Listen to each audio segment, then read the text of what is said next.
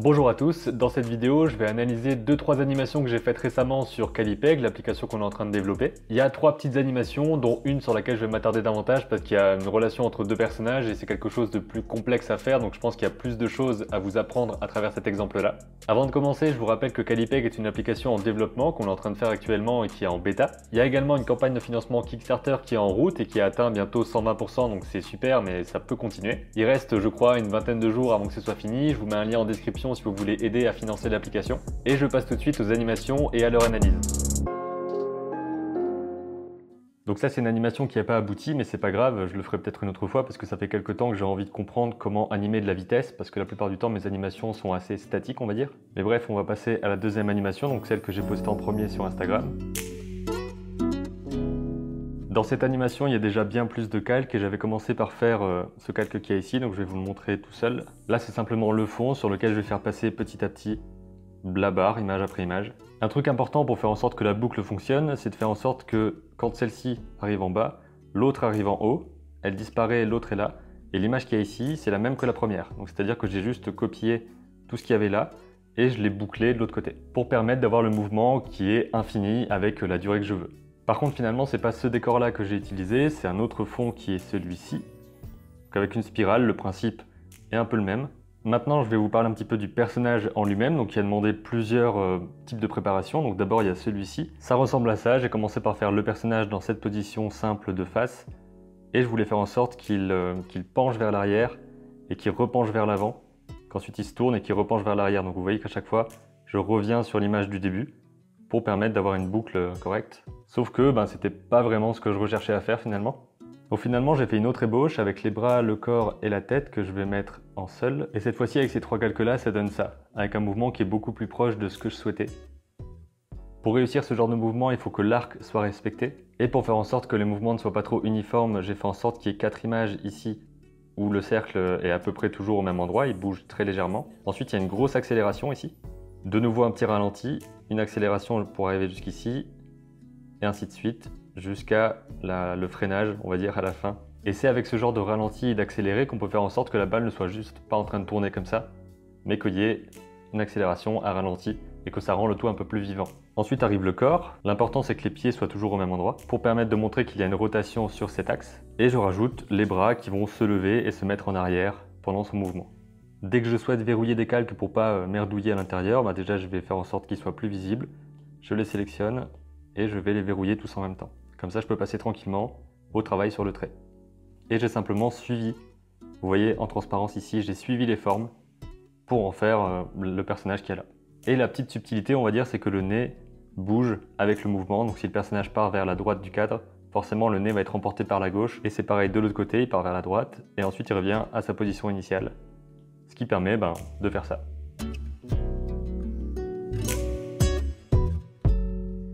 Dans ce plan-là, il y a 11 calques, donc c'est bien plus complexe aussi en termes de nombre d'images que dans le plan précédent, vous pouvez le voir ici. Et avant de commencer, je vais dire que ce plan-là, il fait 1080 pixels x 1080 pixels, et que j'ai commencé à travailler au milieu ici quoi, parce que je savais pas vraiment où allait mener cette idée d'animation, donc j'ai commencé à animer un peu n'importe où, et ensuite j'ai dû recadrer au montage pour faire un format carré correct. Voilà donc ce que donne cette animation, donc ça ressemble à ça ici, avec juste un petit mouvement de tête, un clignement d'yeux, le pied qui tapote avec les petites pierres qui montent, et la main qui tapote sur la hanche. Donc comment est-ce que j'ai fait ça? Je vais vous montrer étape par étape. En gros, d'abord il y a le corps ici. Donc pour le corps, il n'y a pas beaucoup d'images, il y en a simplement 3 je crois. Donc il y a cette image-là avec le pied qui est en l'air, la main qui est comme ça ici, celle-ci elle va pas bouger, et les cailloux qui sont sur le sol. Ensuite sur une autre image qui dure moins longtemps, elle pose le pied et elle lève la main ici, donc le pied il descend comme ça, et les cailloux sautent. Donc vous voyez ici correctement les mouvements qui ont lieu. Et sur la troisième image, les cailloux sont tombés, la main se lève un peu plus, et le pied par contre ne bouge pas. Et je dis que les choses ne bougent pas, et pourtant vous voyez qu'elles bougent un petit peu, tout simplement parce que j'ai pas réutilisé exactement le même dessin ici, ici et ici, mais j'ai repris avec l'onion skin, donc la pelure d'oignon. Là on la voit pas beaucoup, mais je peux la faire un peu plus visible. Donc j'ai repris à chaque fois le dessin qu'il y avait sur l'image précédente pour faire l'image suivante en changeant simplement la partie qu'il fallait. Tout ça pour qu'il y ait ce qu'on appelle un faux fixe en animation, en tout cas on peut dire comme ça. C'est-à-dire que le corps ne bouge pas, mais on a quand même le dessin qui n'est pas exactement le même trait, donc on a cette sorte de vibration qui donne le tout un peu plus vivant, Parce que s'il y avait simplement la main, le pied et les cailloux qui sautent, ça ferait quelque chose de beaucoup plus figé. Et pour le corps de la mer, c'est pas beaucoup plus compliqué que ça, puisqu'il y a ces 3 images-là que j'ai simplement été copier et coller à chaque fois à côté. Et une fois que je l'ai dupliqué une fois, je duplique 6, puis je duplique 12, jusqu'à arriver à la longueur totale de l'animation que je veux. Qui était d'ailleurs pas définie au départ à ce moment-là, parce que j'avais pas encore l'animation du petit garçon. Et ensuite, on ajoute évidemment la tête. Et pour la tête, c'est un peu pareil, il n'y a pas beaucoup d'images. En tout cas, pas beaucoup de dessins à réaliser. Donc il y a ici le faux fixe qui dure, je crois, 3 images, qui sont répétées, donc comme je l'ai dit avant. Ensuite, à un moment donné, elle va baisser la tête. Donc ça, c'est un autre dessin, vous voyez bien que le dessin change ici. Et ensuite, je reprends en faux fixe ce même dessin, mais en plissant les yeux, en fermant les yeux, je veux dire. Et vous pouvez voir que le dessin où elle baisse la tête et où elle ferme les yeux sont plus courts que les dessins de la suite et de ce qui se passe avant. Parce qu'avant, chaque dessin dure 5 images, et ici, les deux là durent 3 images chacune. Et ensuite, je répète le faux fixe pendant pas mal de temps, jusqu'à revenir à clignement d'yeux qui est exactement la même image que précédemment qui est copié-collé. Et ensuite, elle relève la tête sur la dernière image pour revenir à la première image de l'animation et créer cette boucle qui va très bien parce que la première image et la dernière image sont les mêmes. Donc en gros, c'est environ 4 secondes d'animation, mais avec assez peu de dessin. Pour la mer, c'est bon, donc on va verrouiller tout ça. Et je crois qu'à ce moment-là, j'ai ajouté le décor dans l'ordre dans lequel j'ai fait les choses. Le décor qui est fait sur un seul calque et qui est fait dans une couleur différente de celle de la mer, histoire d'avoir un petit contraste, mais ça s'éloigne pas trop non plus pour pas trop jurer. Et vous pouvez voir qu'ici, le décor a un timing assez étrange et qu'il y a tout ça qui bouge. Donc ça, c'est le petit garçon, en fait, j'ai coupé un petit peu du décor quand le petit garçon passe devant. Mais dans l'absolu, il y a juste un faux fixe avec 2 images, donc celle-ci et celle-ci, que j'avais copié-collé tout le long pour avoir une petite vibration dans le fond et que ce soit pas complètement mort. Et ensuite, on en arrive au garçon, qui est à mon avis l'animation la plus complexe dans ce plan. Donc pour ça, j'ai un plan ici, enfin plutôt un calque ici qui s'appelle garçon, que je vais faire apparaître et que je vais déverrouiller.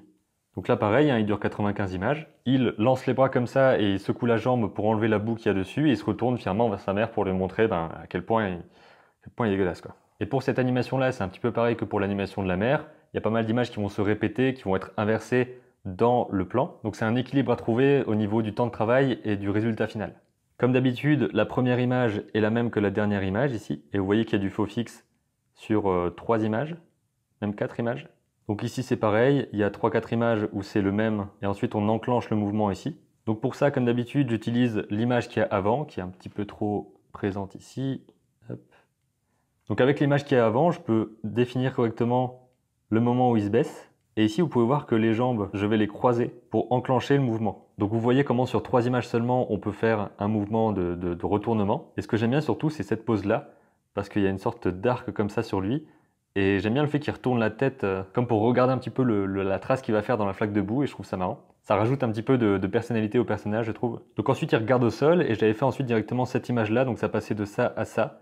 Et entre-temps, j'ai rajouté cette image-là pour faire une sorte de transition et une sorte de micro-accélération. Parce que les poses sont relativement éloignées, mais dans l'animation, ça peut fonctionner, surtout que c'est une animation assez limitée que je fais ici, où il n'y a pas énormément d'intervalles. Donc là, on voit qu'il regarde vers son pied, parce qu'il va le lever bientôt. Là, il enclenche le mouvement, il le lève petit à petit, et pendant qu'il lève son pied, il y a son bras qui va se retourner. Et j'aime plutôt bien le mouvement ici, vous pouvez voir qu'il est comme ça. Et ensuite, il est de plus en plus arqué, et il va se retourner, donc c'est vraiment un arc qui se retourne sur une seule image, pour faire une sorte de, je sais pas comment on dit ça, de vague. Donc il y a d'abord le pied qui se lève, pendant ce temps-là, hop, il lance le bras, ensuite hop, il lance l'autre bras, et ça permet d'avoir vraiment une vague qui fait ça, quoi. Ensuite, il lance son pied, donc pour ça, il faut toujours qu'il ait un petit peu l'équilibre, donc c'est-à-dire qu'il doit être comme ça, vu que le poids va être réparti là-bas un petit peu, il faut que ici, il ait de quoi tenir en équilibre, bien sûr. Ensuite, il y a des petits mouvements que j'ai rajoutés pour que ce soit pas trop statique, comme par exemple là, une fois qu'il a jeté le coup de pied, il revient et il y a un tout petit mouvement qui est une sorte de rebond. Donc si je le mets en animation, vous allez le voir un petit peu.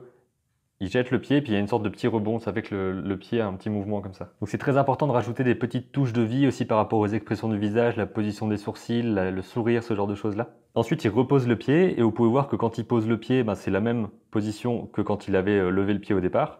Donc à chaque fois là, c'est du recyclage de dessin, c'est pas un problème parce qu'ils sont pas en train de se suivre. Donc on peut comme ça réutiliser des choses, et par exemple dans ce logiciel là, donc dans Calipeg, je peux, si je veux, là ça sert un peu à rien mais je vais vous montrer, je peux récupérer des images comme ça, les copier avec leur contenu, je les sélectionne à nouveau et je peux les inverser pour faire en sorte qu'il y ait une boucle. Et c'est exactement ce que j'ai fait ici. J'ai récupéré les images du retournement du début, donc les images là, et je les ai collées ici pour les mettre dans l'autre sens. Et ça permet d'avoir cette animation-là. Donc à ce moment-là, je me suis dit que l'animation des personnages en eux-mêmes était terminée. Évidemment, on pourrait rajouter des intervalles pour rendre le tout plus fluide, etc. Mais j'aime plutôt bien, surtout l'animation du petit garçon. Je trouve qu'elle est assez chouette. Une fois que j'avais ça, j'avais fini l'animation des personnages, mais je voulais rajouter encore un petit peu de vie à tout ça, avec notamment la boue qu'il y a sous le personnage du garçon et sur lui.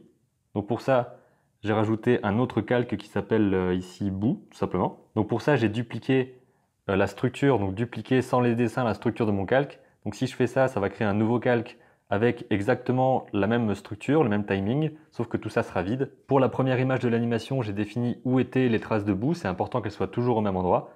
Et ensuite, image par image, je vais simplement les laisser toujours au même endroit et faire en sorte que ce soit cohérent tout le long. Et j'ai rajouté des petits détails que je trouve amusants, comme par exemple ici, vous pouvez voir que sur quelques images, il y a une goutte qui est en train de tomber et qui s'éclate au sol. Pareil ici, donc il y a la trace de la flaque que je vous montre après. Il y a plein de boue qui part de son pied quand il glisse. Ensuite, il y a un autre petit calque qui s'appelle boue sol et qui est tout simplement la boue sur le sol et il y a une seule image là-dedans, donc ça bouge absolument pas. Et donc dans le calque boue-botte, il y a tout ce qui se passe sur cette botte-là en termes de boue.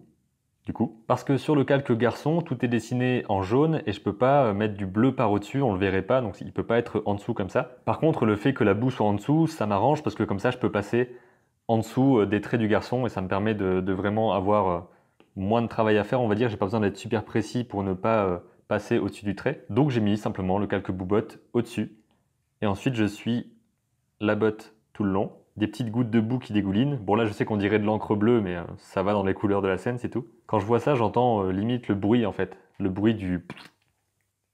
Donc voilà pour quasiment toute l'animation. Je vous ai expliqué le décor, je vous ai expliqué la mère, l'enfant. J'ai juste rajouté ensuite un petit fond comme ça. Donc c'est simplement un fond de couleur sur une seule image que j'ai mis à un pourcentage relativement bas.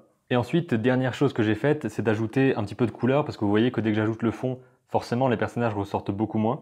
Donc j'ai fait un calque qui s'appelle ici garçon couleur et il y a sûrement maman couleur quelque part. Donc pour ça, j'ai simplement dupliqué les calques d'animation de la mère et du petit et j'ai ensuite colorié à l'intérieur en blanc. Et j'ai parfois évidemment pour la mère dessiné simplement sur une ou deux images que j'ai ensuite copié-collé sur les autres parce que c'était relativement la même chose à chaque fois. Et c'est pour ça que ce genre d'outil est vachement intéressant pour les animateurs traditionnels qui travaillent en 2D parce que l'animation en soi ne devient pas plus facile, c'est juste que l'outil facilite certains aspects qui étaient redondants quand on était sur papier ou avec des outils moins élaborés. Et donc voilà ce que donne cette animation au final. Et j'ai surtout beaucoup aimé travailler sur les détails, les expressions, des petits mouvements, le timing, bref c'était vraiment cool à faire. Voilà ce que je voulais vous montrer par rapport à ces animations. J'espère que vous avez appris quelques trucs, notamment par rapport au timing et à la répétition d'images quand il y en a besoin. Comment faire le moins de pauses possible, mais les plus expressifs possibles pour que le mouvement fonctionne. Je vous invite encore une fois à aller faire un tour sur la page de financement de l'application si vous voulez nous aider financièrement. J'ai aussi fait une vidéo en français la semaine dernière pour vous expliquer tout le détail de comment ça fonctionne. Merci beaucoup pour votre soutien. Je vous dis à très bientôt pour une prochaine vidéo et d'ici là, comme d'habitude, créez vos images et racontez vos histoires. Il y a juste un petit truc que je regrette un petit peu dans cette animation, c'est de ne pas avoir terminé les bretelles comme ça, parce que ça donne un aspect un petit peu bizarre en fait, on dirait vraiment que... Ah voilà quoi.